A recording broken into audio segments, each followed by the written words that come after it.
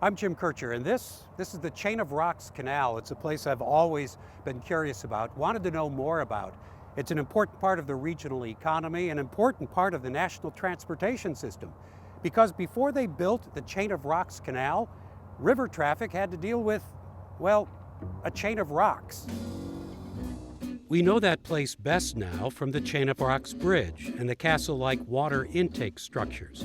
But in the entire length of the Mississippi River, this was the only place where there were rapids. Not big whitewater rapids, but rapids nonetheless, water flowing over rocks. That's not exactly what you see here anymore. Water is now flowing over what is officially known as Dam number 27. It was built not to help get boats through the Chain of Rocks, but around the Chain of Rocks.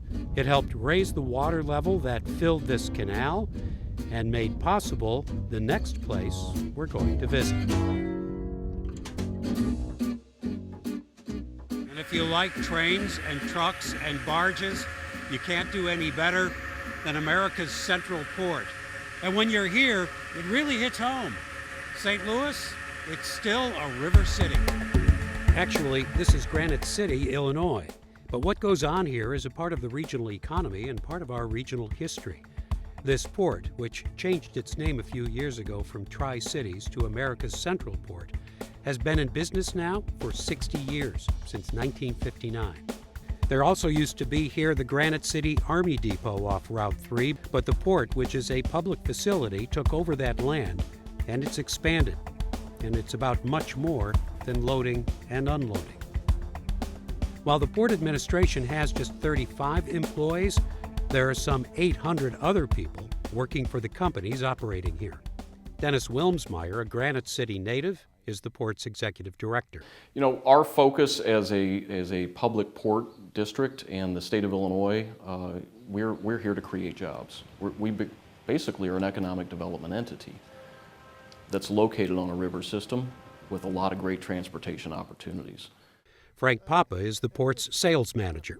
I mean, we're getting a good diversity of tenants here now. Again, we're focusing on manufacturing and getting those type of business here. Yes. You might think it's just a place to warehouse stuff, to store it up and stack it up. But that doesn't employ that many people.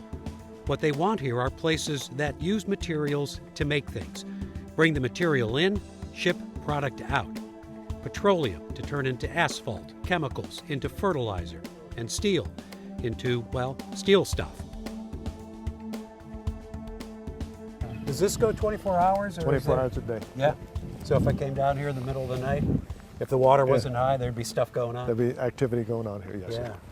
You have the river system here that remains ice-free, does not freeze over like it does up north of here. We have the end of the lock and dam system here, so really from St. Louis southward, we are free-flowing river all the way down to New Orleans. You've got the railroads, 6 of the 7 Class 1 railroads that still come to St. Louis. We are the western termination of the eastern railroads and the eastern termination of the western railroads. So it becomes this great point here, collection point, if you will, of all the traffic, both rail and barge. It's not just geography, but geology that plays a role here. And that brings us back to the Chain of Rocks. This unique feature on the Mississippi River is caused by what's called an anticline. This is what it looks like when it's above ground. Rock is squeezed and folded and pushed up. At the river, the bedrock has been forced to the surface and the river flows over the top, unable so far to erode a deep channel. Before the small dam was built, the water level here could get so low that you could drive from the water plant on the St. Louis side out to the water intake structures. Go back in our history and it was a place that was a barrier to river traffic during low water. In the 1930s, the Army Corps of Engineers began to control river levels with locks and dams to improve barge traffic. But the Chain of Rocks needed a special solution. You still couldn't float over it year-round, you couldn't dredge it, and blasting through was not a realistic solution. So they got very creative, created an 8-mile-long Chain of Rocks Canal with levees on both sides of that to, this man-made canal. They put the whole lock system that elevator system. But even the canal needed help getting the water deep enough, so they dumped a lot of rocks at the Chain of Rocks to create a low water dam, number 27, raising the river up to help fill the canal. The canal project, the Chain of Rocks bypass, was completed in the early 1950s, and it included a very important feature, a wider section that allowed for the development of port facilities. Here, they just call it the notch. You know, the lock and dam is down here at the end, and here is the notch. So the barges, they get pushed in sideways. This notch is how long then? About a mile, approximately a mile. That's a big notch. Yes, yes. Yeah, but that's what allows the barges to kind of pull off to the side. Right. Be loaded, unloaded. And right, and here we have oil products, we have fertilizer, we have steel coils, okay, and we have grain that comes over the property also. Yeah. So today, agricultural products, primarily corn and soybeans, but also meals, corn meals and that sort of thing, handled a lot through the harbor facilities here. About 60% of what we handle today, about that 3 million tons, is agriculture or agricultural related products. So tariffs associated with that, certainly, it makes a big dent in what we do here in our business. a lot of that stuff is going to other places in the world. Absolutely. So 100% of what comes in here today by agricultural products, by rail or truck, goes to barge, and that goes downriver and then is exported to other countries. So we are definitely at the nexus right here in terms of the funnel, if you will, bringing those products and commodities here and getting them to the world.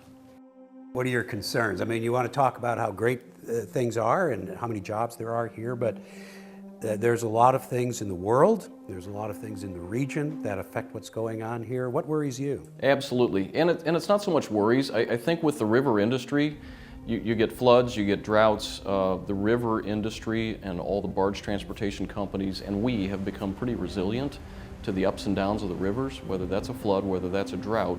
It does impact that product movement, and it's something that you really, unfortunately, can't forecast too well.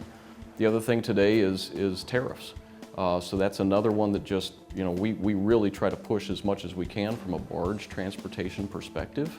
But tariffs out there in the industry, or the threat of tariffs, really affect the types of commodities and the amount of commodities we can move on the river system. But we are definitely here and invest a lot in the property from a transportation perspective in order that we can bring companies in here that can take advantage of that transportation opportunity. Geography still makes a difference. Yes, it does. Location, location, location.